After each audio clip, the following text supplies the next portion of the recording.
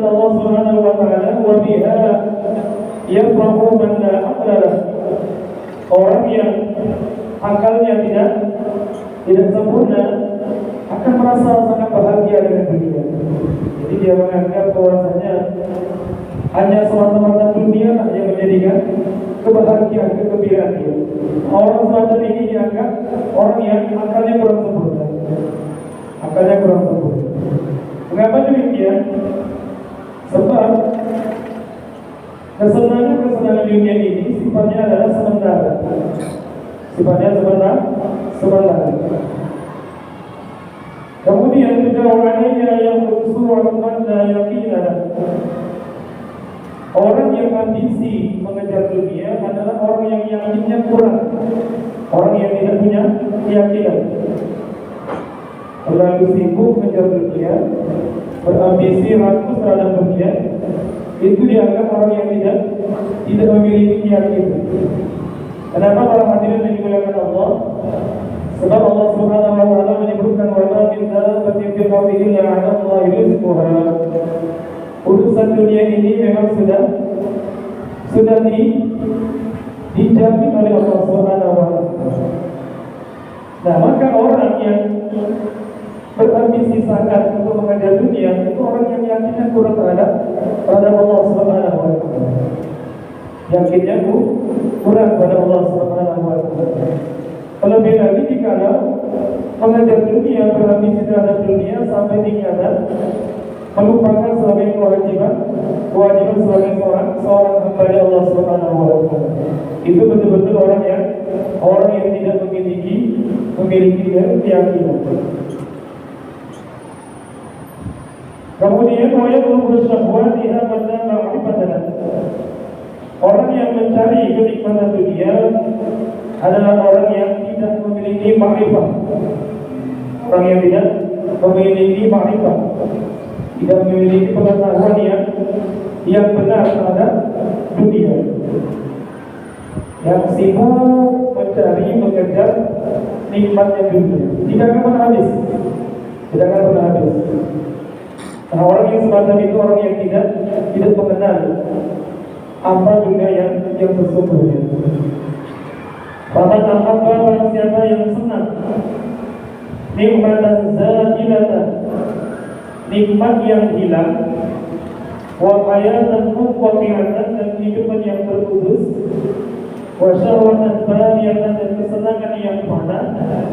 Jadi orang dalam suhuf Nabi Musa ini Allah menyampaikan, siapa yang dia ini menginginkan, mencintai kesenangan yang sifatnya sementara, kehidupan yang sifatnya tidak kekal, yang terputus, faqala wa nafsa, maka sungguh orang ini telah menzalimi dirinya, wa asara, dan telah durhaka terhadap Tuhannya. Dia terhadap dirinya dia zalim, karena dia lebih mendahulukan mencintai kenikmatan yang sifatnya tidak kekal, tapi tidak menzalimi dirinya sendiri. Dan orang yang semacam ini, yang tujuannya, prioritasnya adalah kenikmatan yang sementara, kehidupan yang tidak abadi, orang ini adalah nasiya akhirat, orang yang lupa terhadap kehidupan akhirat. Wa gharrathu dunyahu, dan ditipu oleh kehidupan dunia. Orang yang mencintai kenikmatan yang sementara, kehidupan yang tidak kekal, itu adalah orang yang tertipu dengan kehidupan dunia. Ya benar, orang ada usia maksudnya. Kamu mustadrojun bil ihsan ilaih. Berapa banyak orang yang mereka ini tanpa sadar terpedaya dengan sebab Allah Subhanahu wa taala memberikan ihsan, kebaikan kepada dia. Dikenal dengan istidraj. Istidraj itu orang yang dia ini terus diberikan kebaikan oleh Allah, namun dia lalai, dia lupa terhadap kewajibannya, bahkan semakin hari semakin menjauh kepada Allah Subhanahu wa taala. Inilah disebutkan dalam Al-Quran, falamma nasu ma dzukiru bihi fatahna 'alaihim abwaaba kulli syai'. Ketika hamba itu kata Allah melupakan ayat-ayat Allah, ancaman-ancaman Allah, peringatan-peringatan Allah, maka justru kata Allah kami bukakan kepada dia segala pintu-pintu kenikmatan dunia. Makin datangan, makin diberikan kehidupan dunia itu semakin dilancarkan oleh Allah. Nah, ketika itu dia tidak sadar kondisi dia itu adalah sedang berada dalam bahaya. Karena dia sedang menunggu waktu yang akan membinasakan dia. Membinasakan dia. Istidraj. Ini yang susah itu seperti itu. Justru ketika ada orang dia melakukan pelanggaran, kemudian segera ditegur oleh Allah, justru itu sebenarnya maknanya Allah peduli dengan dia. Allah masih sayang dengan dia, akhirnya diperingatkan sesegera mungkin, cepat kembali. Tapi ketika ada orang dalam kemaksiatan, dalam kemungkaran, lantas dia merasa aman-aman saja karena menganggap dirinya tidak ada masalah. Ekonominya lancar, bisnisnya terus naik.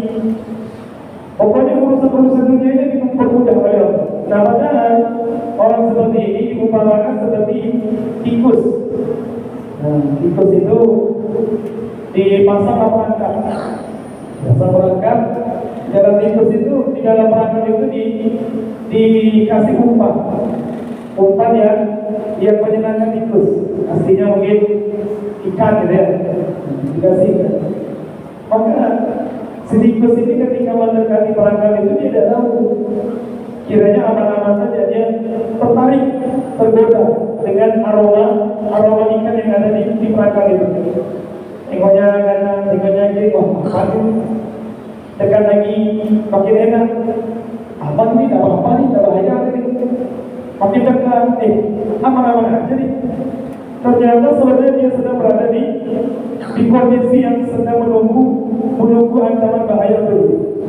Ternyata ketika dia semakin kebablasan, makin mendekati itu, diciumnya, ya, dijilatinya itu ikan, ternyata langsung saat itulah perangkap itu menangkap dia. Terus itulah mulai kehancuran dia. Maka akhirnya dia ditangkap, bahkan disirami dengan air panas, pokoknya disiksa. Nah begitu juga hamba-hamba Allah yang mereka ini terlalu lancang melanggar perintah-perintah dan larangan Allah Subhanahu wa Ta'ala, dan dia menganggap tidak ada apa-apa, aman-aman saja, tidak ada yang berbahaya. Ternyata dia sedang berada dalam perangkapnya Allah Subhanahu wa Ta'ala.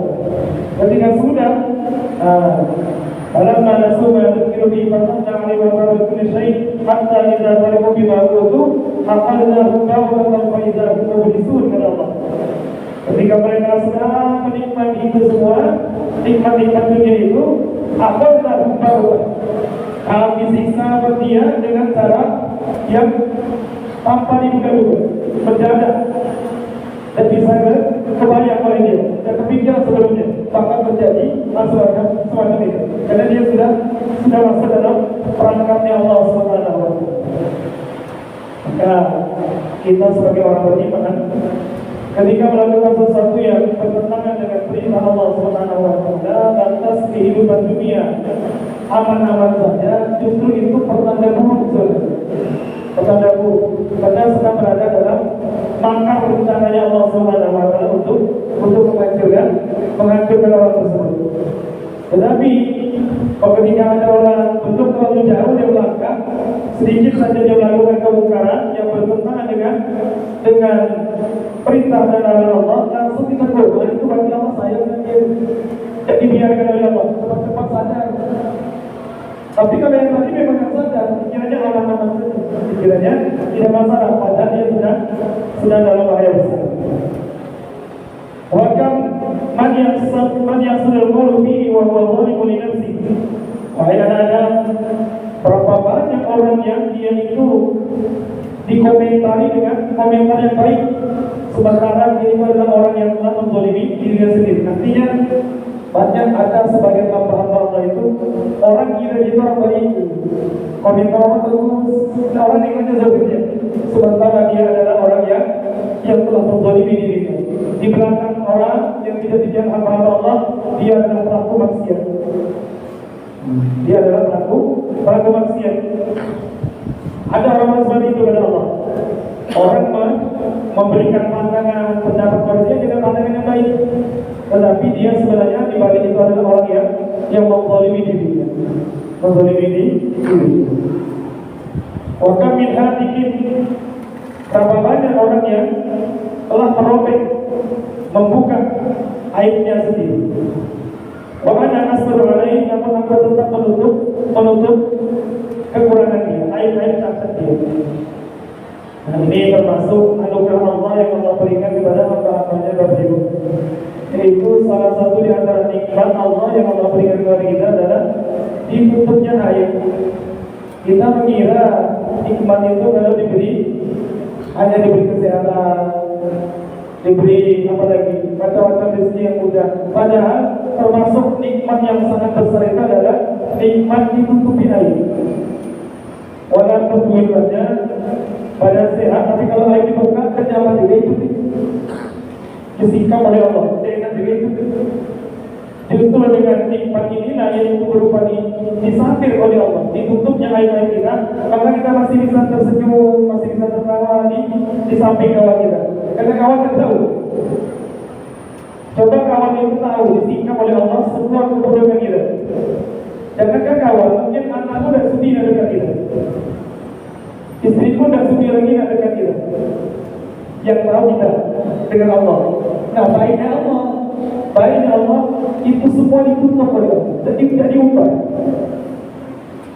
As-Sattar, Allah adalah As-Sattar, zat yang sangat menutupi aib-aib hamba.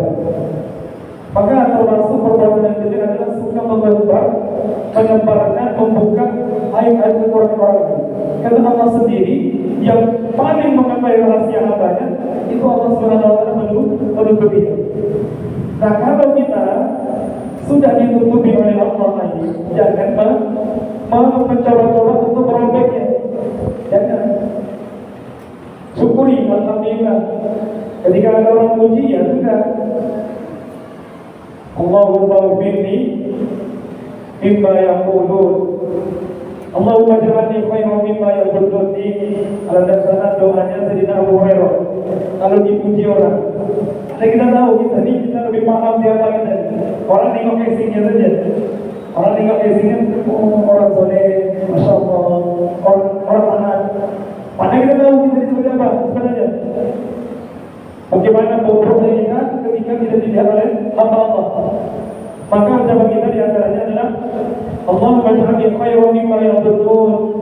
Ya Allah, jadikanlah aku lebih baik dari apa yang disangkakan orang pada saya. Wala tu'akhidni bima yaqulun, dan jangan kau hukum aku ya Allah sebab pujian-pujian mereka itu. Yang mana pujian itu tidak banyak aku terima. Mereka tidak tahu testingnya saya baik. Wala tu'akhidni bima yaqulun, jangan kau hukum aku ya Allah dengan ucapan mereka yang memuji-muji aku, yang sebenarnya pujian itu tidak layak untuk aku. Tapi karena kau baik, kau tutup aibku, akhirnya mereka sudi memuji aku. Wa'ubirni mimma la ya'lamun, dan aku diambil Allah atas apa-apa yang mereka tidak tahu tentang diriku. Aku lebih tahu tentang siapa diriku. Jadi alhamdulillah, itu perlu disyukuri itu. Nikmat itu tutupi aib oleh Allah. Anugerah yang sangat besar kepada itu. Nikmat yang sangat besar. Di samping itu juga, Nabi pernah bersabda, kullu ummati mu'adzabun minal mujahirin. Setiap umatku itu berpotensi dosa-dosanya diampuni oleh Allah nanti di akhirat, kecuali mereka yang sengaja menyingkap, menyebarkan, beritakan, menampakkan keburukan itu di hadapan hamba-hamba Allah. Orang semacam ini sulit, karena salah dia sendiri. Maka Nabi mencontohkan, menggambarkan bagaimana ciri-ciri orang mujahid. Kata beliau, orang mujahid, orang yang terang-terangan melakukan dosa itu bukan dia berarti bermaksiat terang-terangan kepada Allah, bukan.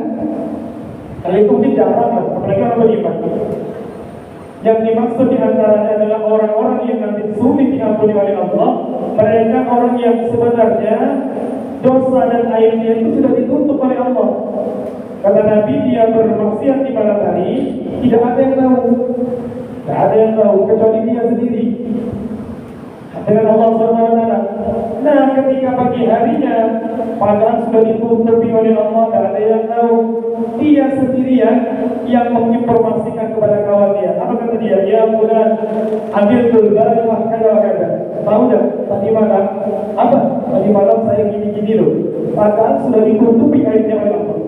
Dengan lantang dia menceritakan itu kepada saudaranya, maka yang semacam ini sulit untuk diampuni oleh Allah. Apa di antara alasannya? Di antara alasannya ini ada indikasi berarti dia merasa bangga dengan perbuatan dosanya. Orang yang bangga melakukan dosa maka akan dimasukkan neraka oleh Allah dalam keadaan menangis. Kita ini kan tidak bisa menjamin diri kita ini bersih dari maksiat dan dosa. Tetapi minimal kalaupun tersungkur atau tersandung kepada kemaksiatan, minimal jangan ada rasa bangga. Jangan ada rasa biasa-biasa. Minimal ada rasa sedih, ada rasa kecewa.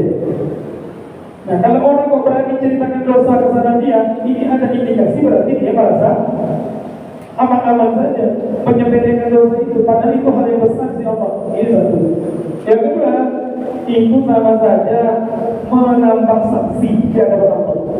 Yang sebelumnya orang tidak tahu, jadi tahu menambah saksi itu. Padahal tidak ada yang bersaksi akan dosa dia. Gara-gara dia sendiri yang berikrar, akhirnya yang dikasih tahu menjadi saksi di hadapan Allah kalau dia telah melakukan perbuatan maksiat itu. Maka kalau nanti kita mau Bapak Ibu, ada orang duduk-duduk kemudian cerita-cerita tentang masalah dunia, tidak usah dengarkan. Bahkan kalau bisa sudah stop, jangan dilanjutkan. Itu tidak berkasihkan sendiri. Alhamdulillah Ustaz, alhamdulillah ya. Saya bersyukur betul. Sekarang kita dapat hidayah dari Allah. Alhamdulillah bagus. Kalau duduk anak-anak sobat, kalau duduk itu jangan diteruskan.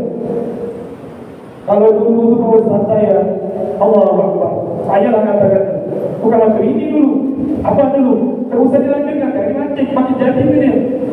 Kalau dulu pokoknya semua yang apa yang tidak pernah saya buat, zina sudah, curi sudah, bunuh orang sudah, apa ini nama saksi, ini dari budaya. Terus itu berbahaya, Kata guru saya, Romo Kiai Dewa, dosa itu pasti dicatat oleh Allah dosa dan bisa berubah jadi pahala. Tapi kalau taat dan obat, siapa yang menjamin diterima oleh Allah?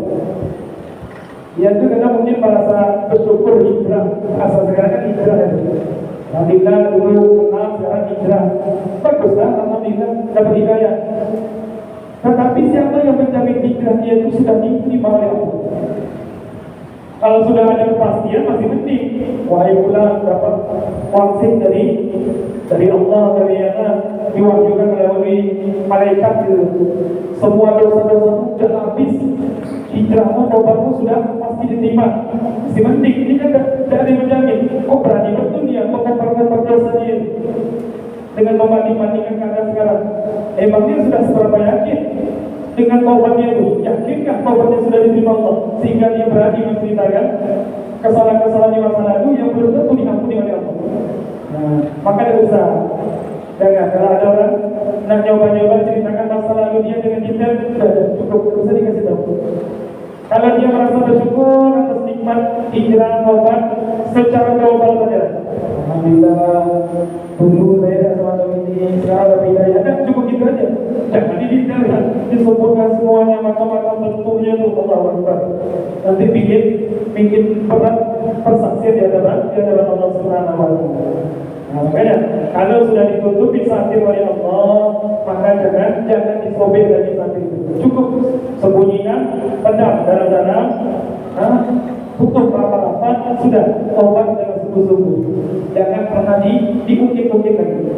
Bahkan Nabi Muhammad Allah termasuk thariqahnya Imam Syadziliyah, Imam Abu Hasan Asy'adzali, thariqahnya dalam thariqah Abu Hasan Asy'adzali. Siapa itu Imam Abu Hasan Asy'adzali? Kata para ulama, Imam Abu Hasan Asy'adzali ini bisa dikatakan makomnya ya persis dengan Syekh Abdul Qadir Al-Jilani. Qutbul Aqtab Al-Ghawus, pendiri Tariqah Syadziliyah. Kalau dalam mazhab Syadziliyah ini Bapak Ibu, itu cara tobat yang benar adalah dengan melupakan dosa. Jangan diganti-ganti. Jangan diganti. Jangan diganti. Cukup lupakan. Justru orang kalau terlalu berlebihan ingat dosa, nanti itu ada efek yang kurang baik. Ada efek yang kurang baik. Di antaranya orang kalau terlalu diketayangi dengan rasa keterpurukan, nanti membuat dia ini minder untuk maju melakukan kebaikan. Karena dia dipermalukan oleh setan, diingatkan terus.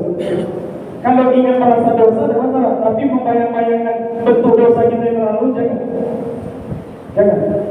Itu nanti buat memperkeruh suasana hati kita. Sudah lupakan. Kalau merasa berdosa harus, tapi kalau mengenang-kenang, bayang-bayangkan, ingat-ingat lagi, akhirnya susah hati, akhirnya merasa pesimis dengan macam itu. Tidak seperti itu. Justru kata beliau, bentuk tobat yang benar-benar adalah antansa gunung, lupakan dosa. Maksudnya jangan diingat-ingat, jangan dibayang-bayang lagi. Fokus dengan perbaikan diri.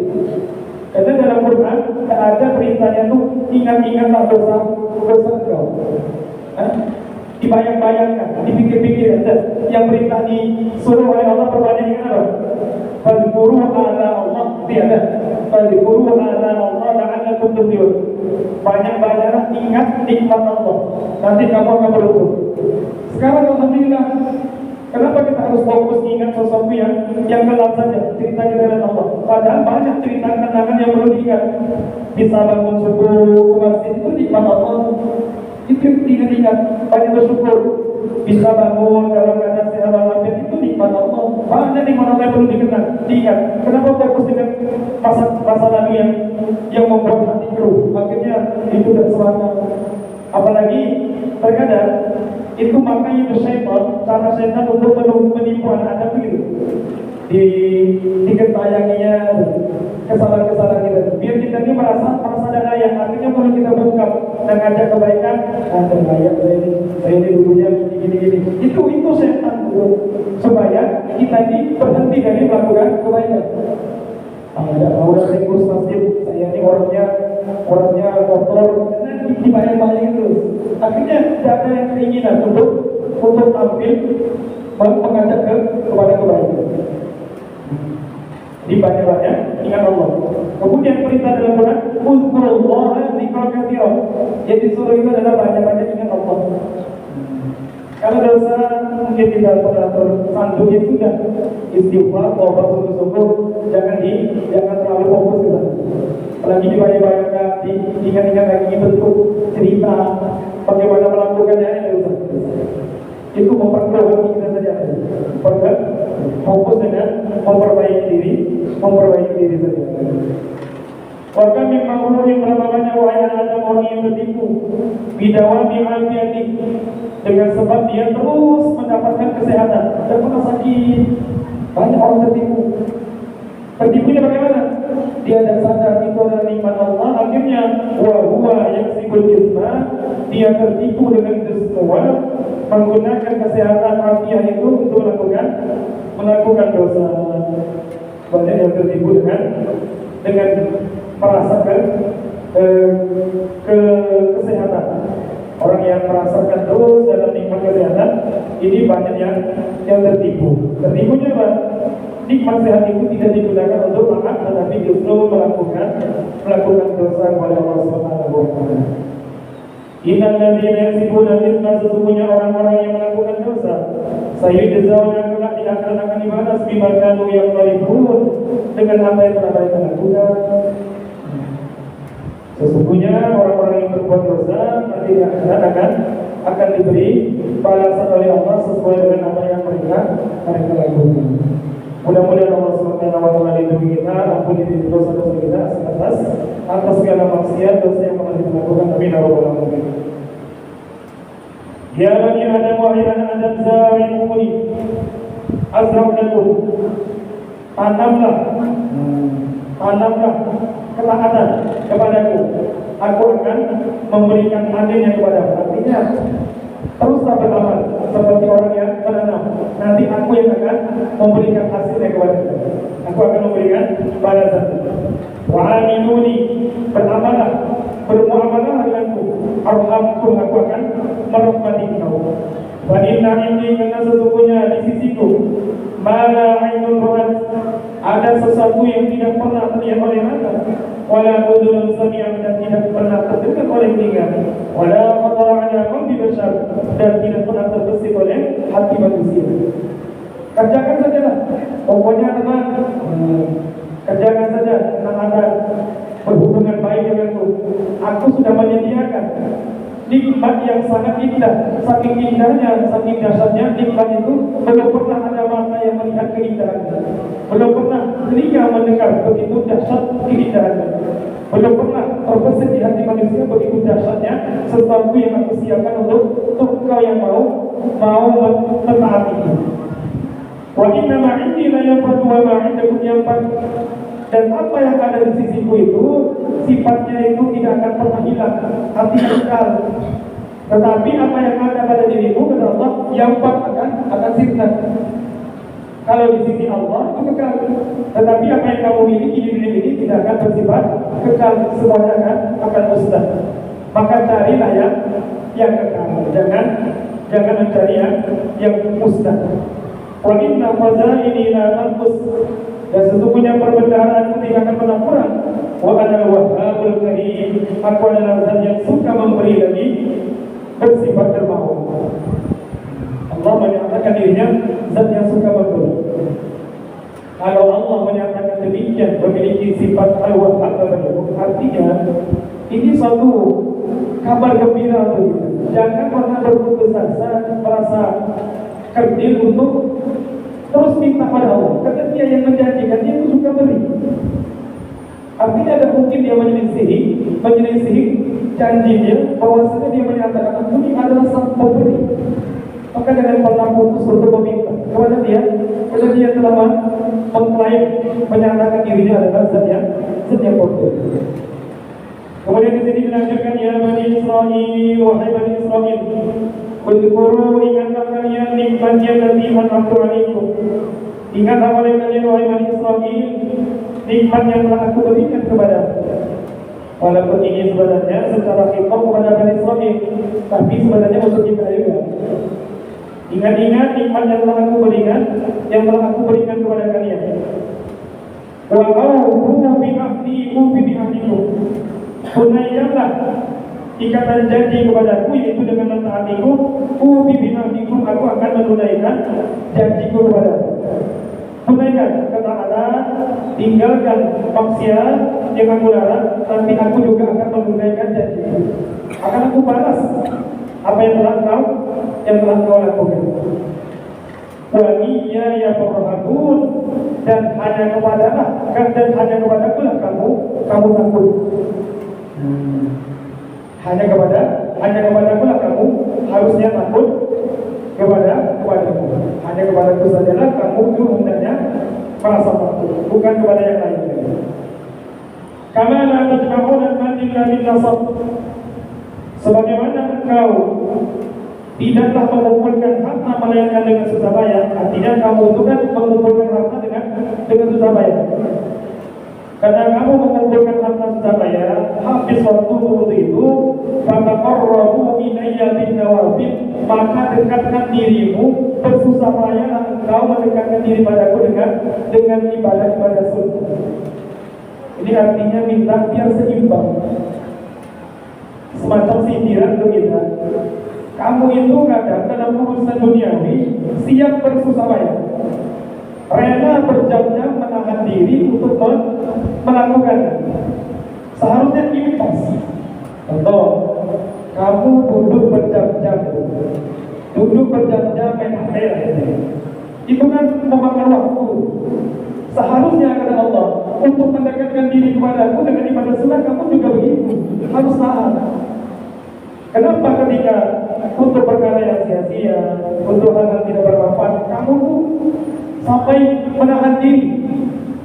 Kamu tidak merasa capek, kamu tahan. Tapi giliran untuk baca Quran saja, jangan 2 jam. 5 menit saja kamu tidak sanggup. Ini keterlaluan. Ini keterlaluan. Untuk lama-lama di tempat yang di situ tidak ada mendapatkan faedah sama sekali. Oh kamu tahan, tapi giliran untuk duduk sebentar saja berzikir, oh kamu tidak tahan. Tidak adil, tidak adil. Seharusnya kalau untuk urusan dunia saja tahan pernah, untuk urusan akhirat pun harus tahan capek. Imbang, harus seimbang.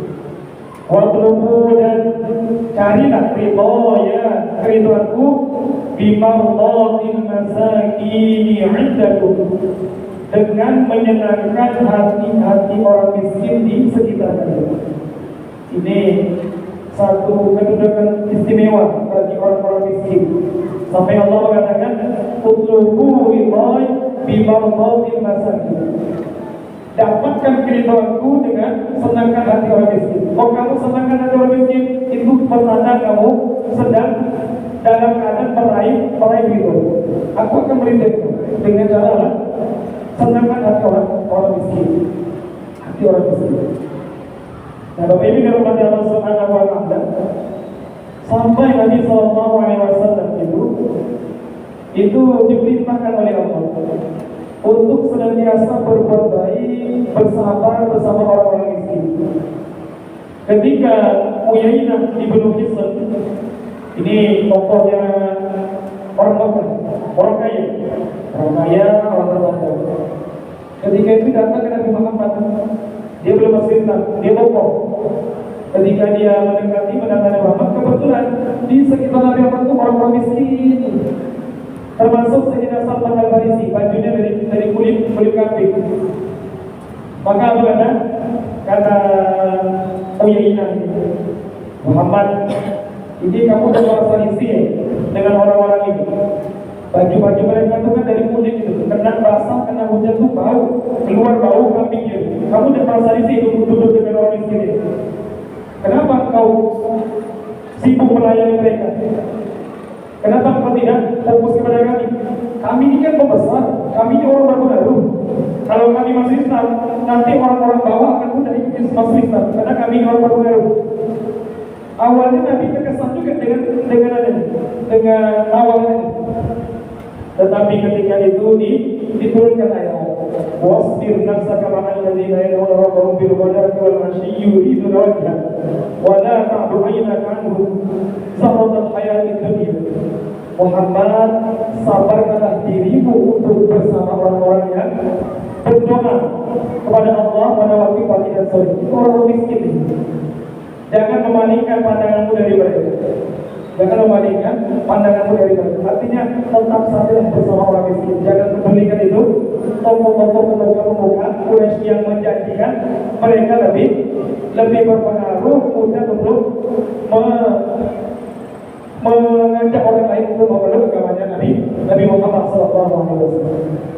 Makanya orang-orang miskin itu Masya Allah, itu ya satu sisi mungkin kalau secara zahir mata manusia satu kecacatan, tapi bisa menjadi satu keindahan di sisi Allah Subhanahu wa Ta'ala. Ada nilai lebih. Tapi tentunya dengan syarat miskinnya itu ridho. Kalau miskinnya dari ridho dengan ketetapan Allah ditakdirkan miskin, itu sudah jadi nilai indah dan bisa menjadi nilai kebaikan. Karena Imam Nawawi mengatakan al-faqru faqran, fakir itu ada dua macam. Fakrul marhubah, fakrul mukubah. Fakrul marhubah adalah fakir miskin yang mendatangkan kebaikan, mendatangkan pahala, mendatangkan kemuliaan. Nah, mereka inilah yang masuk surga 500 tahun lebih dulu daripada orang-orang kaya. Fakir yang mendapat pahala. Siapa ciri-cirinya? Mereka adalah orang-orang yang dipuji oleh Allah, tidak mengadu kepada makhluk, tidak mengadukan keluh kesah hidup dia kepada makhluk. Dia bersabar atas pujian kebaikan itu, tidak marah-marah dan ngedumel dengan keadaan dia, ridho dengan ketetapan Allah. Itulah fakir yang mendatangkan kebaikan. Ada yang kedua, kata Imam Nawawi, fakir mukubah, miskin selagi hukuman dari Allah. Ciri-cirinya gimana? Ciri-cirinya suka emosian, suka konflik, suka ngadu, beliau kesah kepada makhluk. Nah, ini bukan bagian miskin ya, mendatangkan kebaikan, tetapi sebagai hukuman dari Allah Subhanahu wa taala. Bapak Ibu dimuliakan Allah Subhanahu wa taala, mudah-mudahan kita senantiasa bisa mengamalkan apa-apa yang kita amalkan di ini, berbuat baik kepada hamba Allah dan senantiasa menjaga ketaatan kepada Allah Subhanahu wa taala. Amin amin ya rabbal alamin. Mungkin cukup sampai di sini, kita tutupkan tafsir kafaratul majlis. Subhanallahumma wa bihamdika asyhadu an la ilaha illa anta astaghfiruka wa atubu ilaik. Bismillahirrahmanirrahim. Alhamdulillahi rabbil alamin wassalatu wassalamu ala asyrafil anbiya'i wal mursalin sayyidina maulana Muhammadin wa ala alihi wa sahbihi ajma'in. Allahumma fa'alna bima 'allamtana wa 'allimna ma yanfa'una wa zidna 'ilma. Alhamdulillahi 'ala kulli hal wa na'udzu billahi min ma'asil nar. Rabbana taqabbal minna innaka antas samiul 'alim wa tub 'alaina innaka antat tawwabur rahim.